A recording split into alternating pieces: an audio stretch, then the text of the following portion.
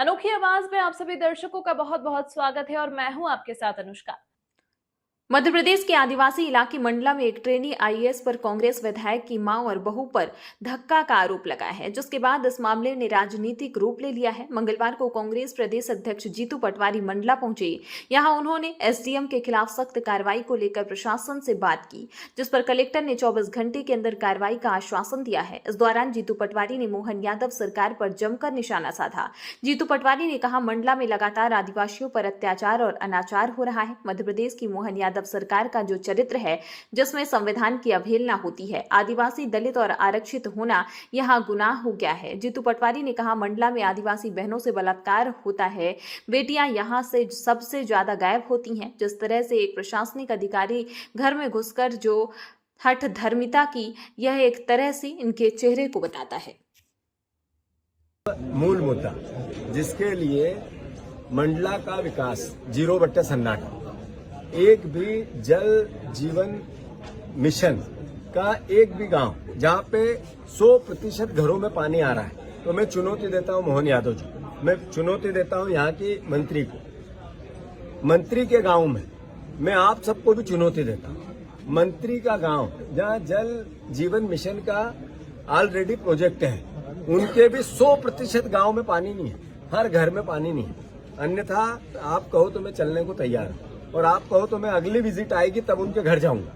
मैं और चुनौती देता हूं कि जितने यहाँ जनप्रतिनिधि है, जनपद सदस्य, जिला पंचायत सदस्य, एमएलए, जितने हमारे ऐसे जो पंच है, सरपंच है, 100% इनके यहाँ भी नल का पानी चला गया हो तो भी मैं मानता हूं कि केवल नल में करप्शन गया है, भ्रष्टाचार गया है, लूट गई है, चोरी गई है।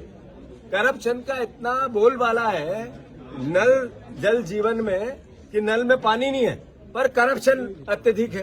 तो हमने वो मुद्दा भी, मैंने कलेक्टर साहब को कहा है कि आप एक गांव बताओ ऐसा कि जहां पर नल जल जीवन मिशन प्रधानमंत्री जी का पूरा हुआ, हम देखना चाहते हैं। तो उन्होंने कहा 65% पूरा हो गया। हमने कहा 65% करप्शन है, 35% पाइप ये टंकी कनेक्शन मोटर ट्यूबवेल लगे हैं, 65% करप्शन है। ये सरकार का असली चेहरा मोहन यादव का जो करप्शन का पर्याय है, जैसा मैं हमेशा कहता हूं, मोहन यादव सरकार क्या है? कर्ज लेना, करप्शन करना, कमीशन लेना। ये मोहन यादव सरकार के साथ टैग है। सरकार बोलोगे मोहन सरकार, कर्ज, क्राइम और कमीशन साथ जुड़ता है, अलग नहीं आता। उसका एक बार यहां भी चेहरा बेनक।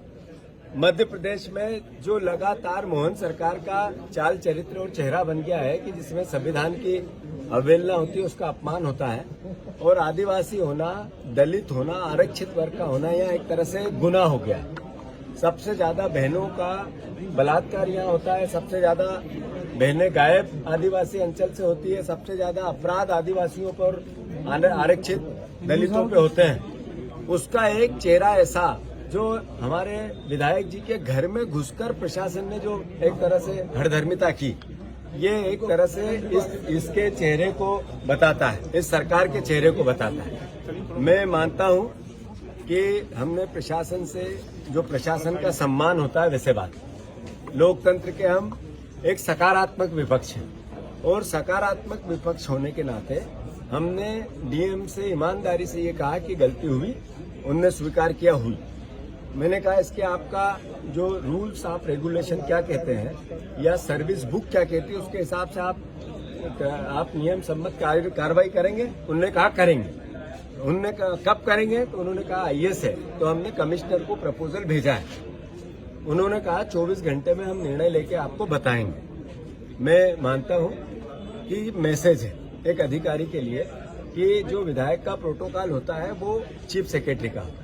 अगर उसके घर में इस तरीके का हमला करेगा कोई अधिकारी कर्मचारी करेगा, तो ये किस पे हमला है? उस क्षेत्र की जनता पे, ये लोकतंत्र पे। अभी पत्रकार ईमानदारी से चौथा स्तंभ काम नहीं कर पा रहा, डरता है, प्रशासन से डरता है, कई नेताओं से डरता है, कोई माफियाओं से डरता है। क्यों ऐसी परिस्थिति निर्मित क्यों होती? आखिर लोकतंत्र को ताकत देने वाला कोई व्यक्ति है तो है कौन? ये माइक है, ये आपकी कलम है, ये आपकी निष्पक्षता है, आपके सोचने का तरीका है। और मैं मानता हूं, मैं बहुत अपने आप को भाग्यशाली समझता हूं कि मध्य प्रदेश के जर्नलिज्म ईमानदारी से बहुत दबाव के बाद भी अपना काम पूरा करती है और विपक्ष को ताकत देती है। आशा करता हूं, जैसा मैंने कहा, अगर इनने 24 घंटे में जो निर्णय कहा वो नहीं लिया तो फिर हम यहाँ फिर से बड़ा आंदोलन की भूमिका बनाएंगे।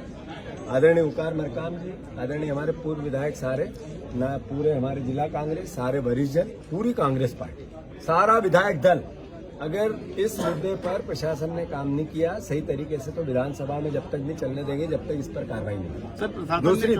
दूसरी बात, ये नारायण जी पट्टा तो एमएलए है, इनका सवाल नहीं है। कांग्रेस का एक भी कार्यकर्ता या जनता के साथ भी अन्याय होगा तो कांग्रेस ऐसी ही खड़ी रहेगी। तो मैं फिर से बहुत विनम्रता से, बहुत संयम से मैंने प्रशासन से हमने बात की और आशा है वो अपना काम करें। इस खबर में फिलहाल इतना ही। अन्य खबरों के लिए देखते रहिए अनूठी आवाज।